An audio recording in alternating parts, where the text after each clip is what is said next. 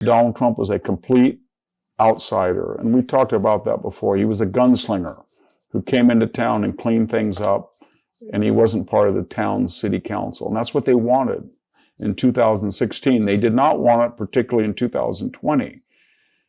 But they do again now because they've seen what happened in the interval, and they don't like the Biden 4 years, and they're saying to everybody, we've got to clean this up. The other thing is, I think very quickly, we concentrate on the crudity of Donald Trump, but if you are in a room with Ron DeSantis and Nikki Haley and Donald Trump and other candidates that were on that stage, and you wanted to know who would be the funniest and the most at ease and the most authentic, they would probably tell you that Donald Trump was.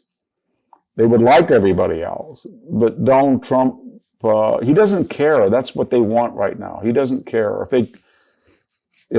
Most people say, oh my God, I cannot go to jail, or oh my God, I've been indicted, or oh my God, I got a porno star after me. It'll ruin my reputation. He doesn't care. And the people now have that same attitude. They got to the point where they don't care. And they tell you that. And we'll see. I don't think the judges, the prosecutors, and the juries understand that the more they go after him, the more he's gaining support from people who also don't care. And they're so angry. And a lot of them are in the black male community, the Latino.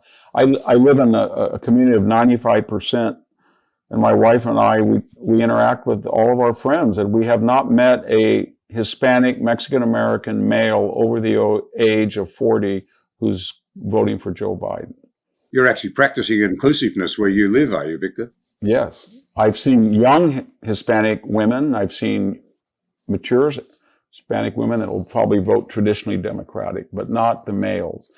They don't want, there's so many issues that they have problems with the left